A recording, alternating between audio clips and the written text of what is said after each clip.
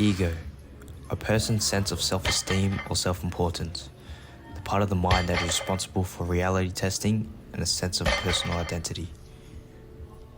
Everybody has an ego, especially when it comes to training, but learning when to pull back and recenter yourself is important for continual progress in the gym.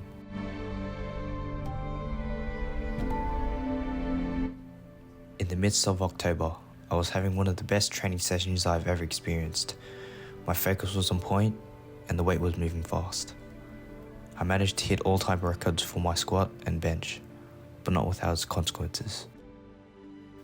In the weeks following these lifts, old injuries began to resurface. October 7th was one of the earliest memories that I had dealing with this type of injury. Back in August 2020, when I first started powerlifting, I experienced the same type of injury with my knee and elbow.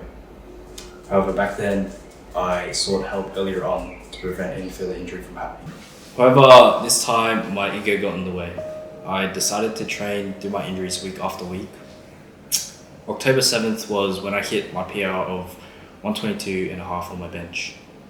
And what followed after that was a chain of injuries such as my shoulder, elbow, and knee.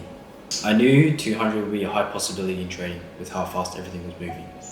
So I made a conscious decision to push through my knee and elbow pain, which was only slightly noticeable at the time.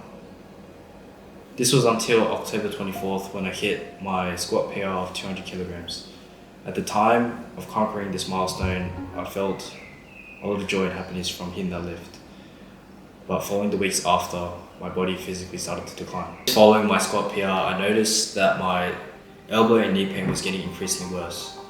It got to a point where the pain was getting too much and I had to cut the sets I was doing. As a result, in future sessions, I had to cut back on a lot of the weight that I was doing. In today's session, I was hitting 120 kilograms, which is, in comparison, very low to what I'm capable of. While training, I would slightly feel unstable in my left knee, and at times I could feel my legs shaking on the lockout. Even at these lower weights, I felt really unstable and uncomfortable squatting down. As a result, I had to cap the weight to 120 or lower when squatting in future sessions.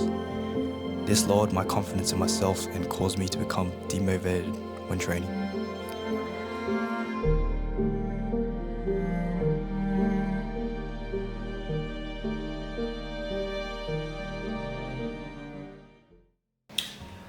While I'm not 100% right now, my shoulder at the moment has fully recovered, whereas my knee and elbow I'm still working towards getting that fully recovered. Coming out of this, I learned that I had to silence the ego sometimes and start to listen to what my body is telling me physically.